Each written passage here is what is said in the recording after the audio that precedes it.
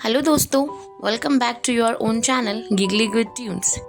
सो friends, आज की हमारी कहानी बहुत ही अलग होने वाली है क्योंकि ये कहानी थोड़ी सी डरावनी है और हॉरर होने के साथ साथ इस कहानी में बहुत सारे सीक्रेट्स छुपे हुए हैं। सो इस कहानी के सीक्रेट्स को जानने के लिए हमारे साथ अंत तक बने रहिए।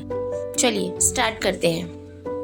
एक गांव था जिसका नाम चांदपुर था, जो अपनी शांत झील और चारों तरफ फैले हुए घने जंगलों के लिए मशहूर था। हर पूर्णिमा की रात जब चांदनी झील की सतह पर गिरती तो झील किसी जादुई दर्पण की तरह चमकने लगती। लेकिन पिछले कुछ महीनों से गांव वालों के बीच एक अजीब सी दहशत छाई हुई थी। उन्होंने सुना था कि झील के पास रात में एक अजीब सी आवाज़ें आती है और कुछ लोगों ने ये भी दावा किया था कि उन्होंने एक सफ़ेद साड़ी पहने औरत को झील के किनारे चलते हुए देखा है।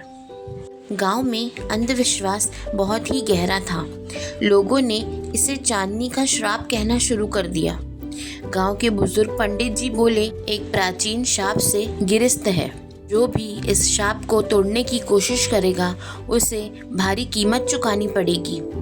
ये सब जानने के बाद गांव के लोग बहुत ज़्यादा ही डरे हुए थे और कोई भी उस तरफ जाने की हिम्मत नहीं करता था। लेकिन गांव का एक युवा लड़का जिसका नाम अरविंद था, वो इन सब बातों पर विश्वास नहीं करता था।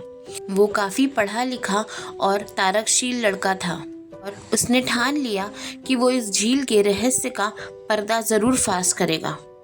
धीरे धीरे उसने सारी योजना बनाई और अपनी एक दोस्त समिता को भी हर एक बात के बारे में बताया। समिता ने उसकी मदद करने का वादा किया। समिता भी बहुत बहादुर लड़की थी और रहस्यमय कहानियों में बहुत गहरी रुचि रखती थी। एक पूर्णिमा की रात दोनों ने झील पर जाने की योजना बनाई। अरविंद ने एक टॉर्च, नोटबुक और कुछ ज़रूरी सामान अपने साथ रख लिया। गांव वालों ने उन्हें रोकने की बहुत कोशिश की, लेकिन उनकी जिज्ञासा को कोई नहीं रोक पाया। जब वो लोग झील के पास पहुंचे तो चारों तरफ एक अजीब सी खामोशी, चांद की रोशनी ऐसे चमक रही थी मानो किसी ने वहां पर चांदनी बिछा दी हो।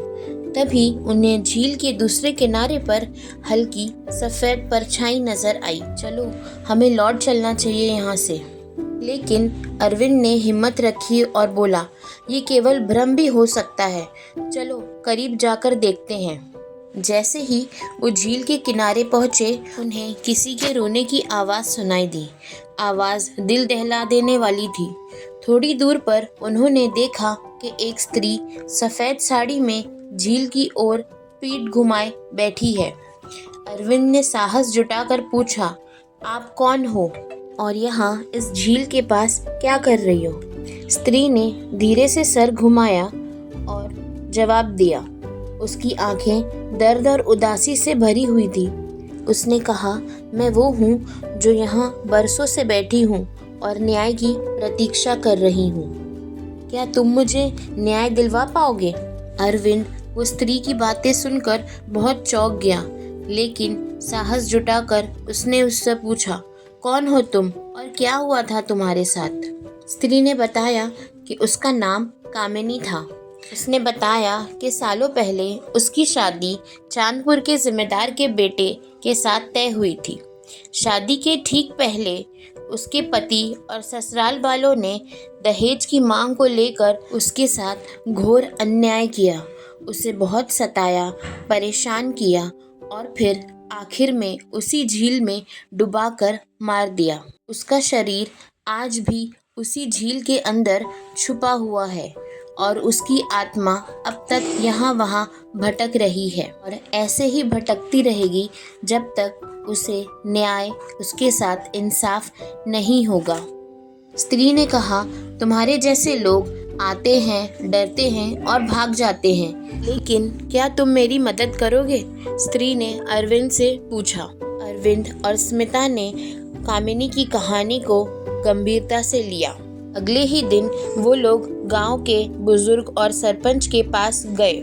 पहले तो लोगों ने उनकी बातों को अंधविश्वास समझकर हंसी में उड़ा दिया, लेकिन जब उन्होंने बताया कि उनके पास सबूत है और वो सारे सबूत आज भी उसी झील के पास मौजूद है, और उन्होंने बताया कि उन्हें झील के पास एक पुरानी चूड़ी और एक कामिनी के नाम का लिखा हुआ कपड़ा मिला है, इससे ये साबित होता है कि कामिनी के साथ बहुत बड़ा अन्याय हुआ था।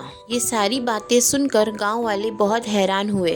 अरविंद ने फैसला किया कि वो पुलिस को इस बात की सारी जानकारी देगा। कुछ दिनों की जांच पड़ताल के बाद पुलिस ने झील के पास एक पुराना कंकाल बरामद किया, जिसकी जांच में पता चला कि वो कंकाल कामिनी का ही था।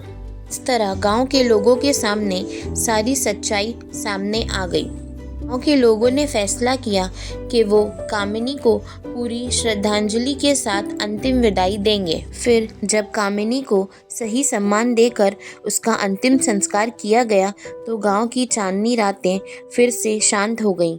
झील के पास की अजीब आवाज़ें बंद हो गईं और सफ़ेद परछाई कभी नहीं आई।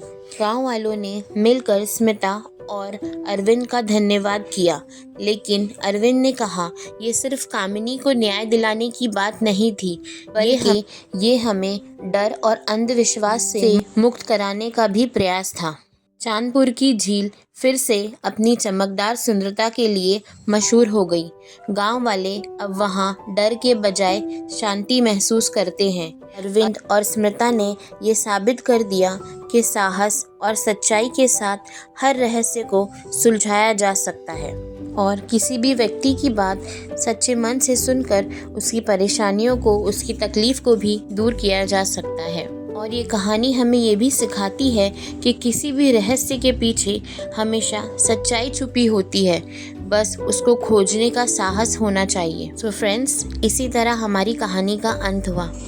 आज की हमारी ये कहानी आपको कैसी लगी, प्लीज़ हमें कमेंट सेक्शन में बताएं, and please like, share and subscribe to your own channel Giggly Good Tunes. See you another time. Bye.